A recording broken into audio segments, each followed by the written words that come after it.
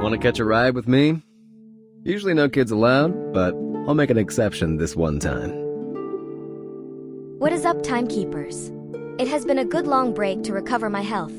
How have you guys been? There has been a lot of news about Jay, the new male character for Reverse 1999 Patch 2.0. Let's go through his skills and insights, then we decide if he is worth pulling for free-to-play community. Beast Afflatus male character with counter kit and burn dots damage on paper seems like a good frontline sub-DPS character. At max level 60 without Psycube, his attack is only 1077, which is on the medium to low range with critical rate similar to Lilia. With this stats, we can see that he is not a primary DPS unit. Let's go through his skills. Second skill, Heat Treating, offers triple effects.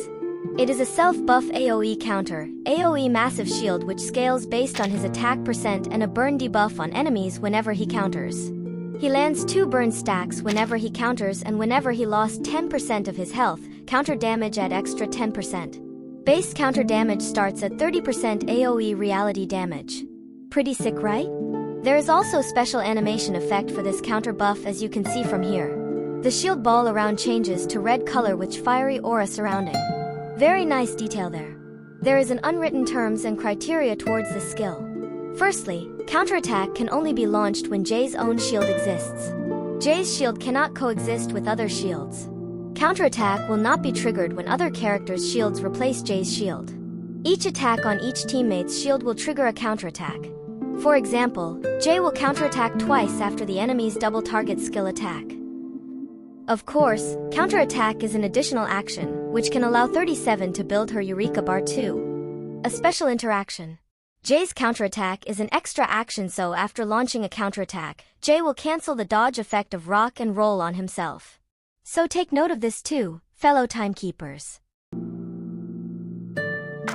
First skill, Hardness Testing, is single target attack dealing reality damage, inflict 2 stacks burn debuff on enemy. It is a mini buff for allies whereby the burn stacks increases the damage of all allies by 1% for each burn stacks available. Like other buffs, buffs with the same name follow the following rules. The one with the highest value is kept first, and the one with the longest duration is kept if the values are the same. The time when the first skill gains the buff is before the new burning is obtained by Inside Eye.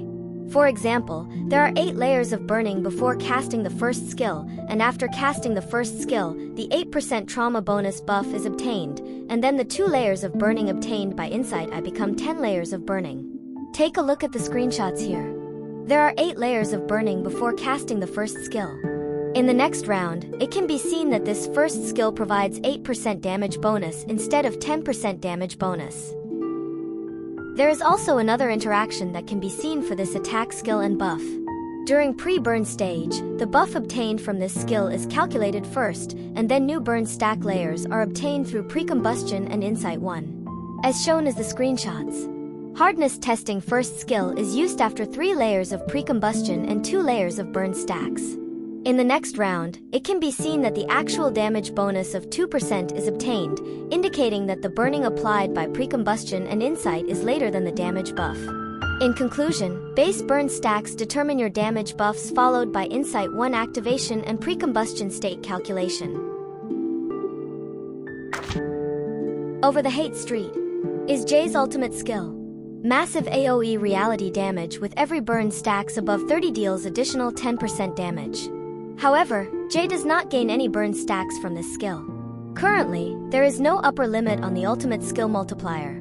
For example, at least 30 layers of burning plus 60 layers of pre-ignition stacks will deal the following damage as shown in the screenshots.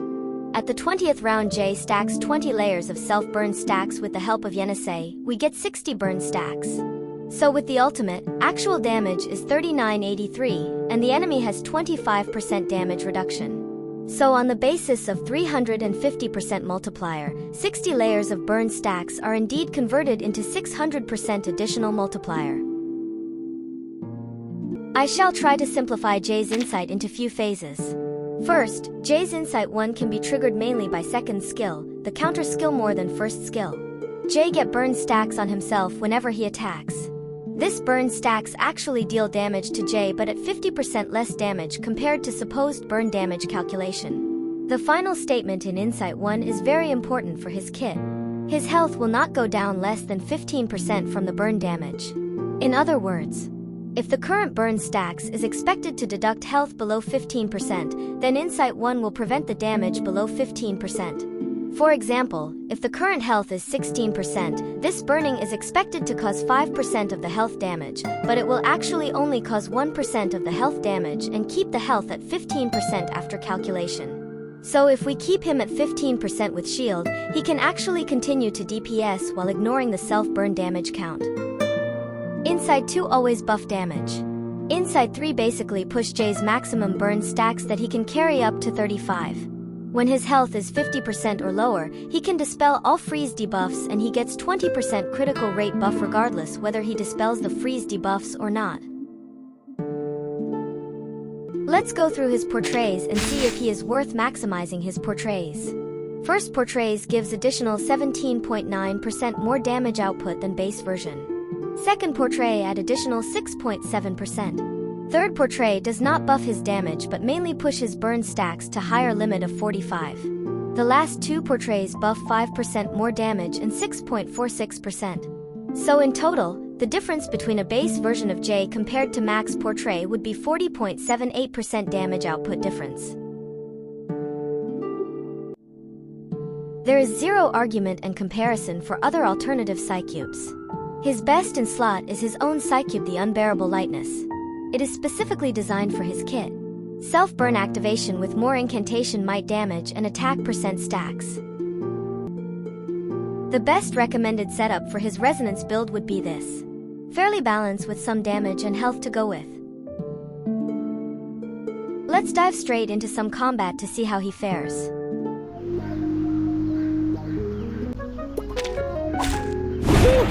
The hunt begins! A sharp I blade. admire your courage. My forge, my...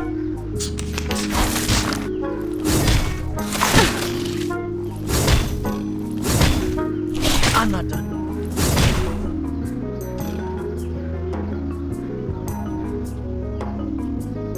I will remember your sacrifice. Time to heat up the forge. A sharp blade. Keep up the pace. Why don't I introduce you to the lady in my life? My turn.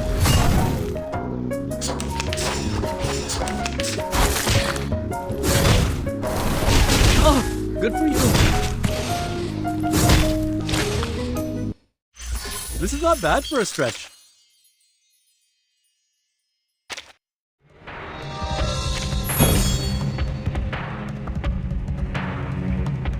It is here. Great precision. Time to heat up the forge. I will remember your sacrifice. Tu peux la jeter maintenant, la charme de peuple. Everyone. My turn. Keep up the pace. Not even close, bro. Not even close, bro.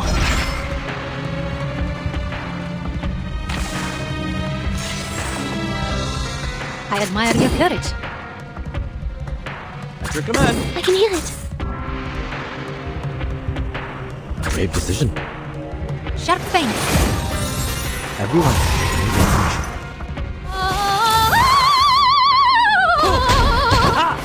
Oh!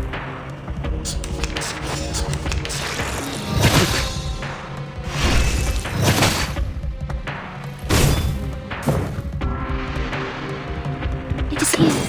A sharp blade. Time to heat up the forge. At your command. Tu peux la jeter maintenant, la charme de I'm an peuple. artist with steel. Why don't I introduce you to the lady in my life? Hold on to that.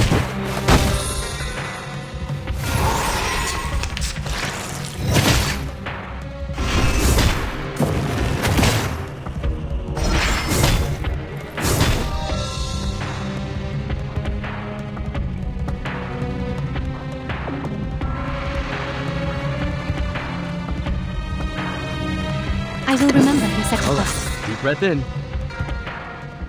I admire your courage. A sharp blade. Heart steel. Give me a hand, friends. I can't do this alone. For you and for us. What you think about this?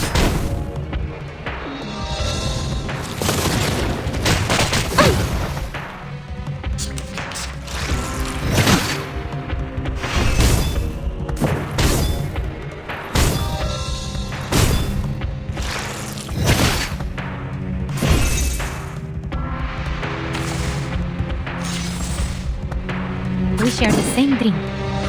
I admire your courage. You're on a ride to the corner of butt kicking Breath me. in. To a brighter future for everyone.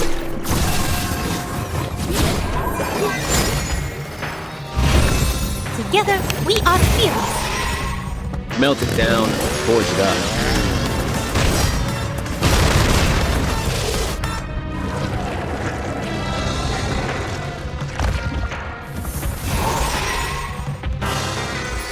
Keep going.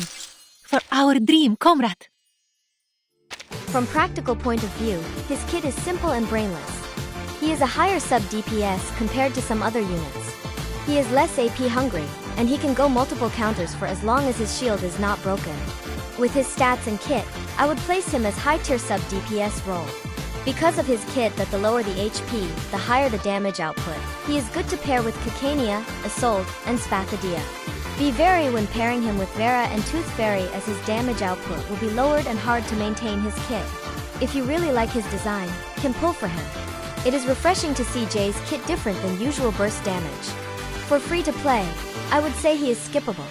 Alright, that is all for now. See you guys next time. Cheers and happy gaming.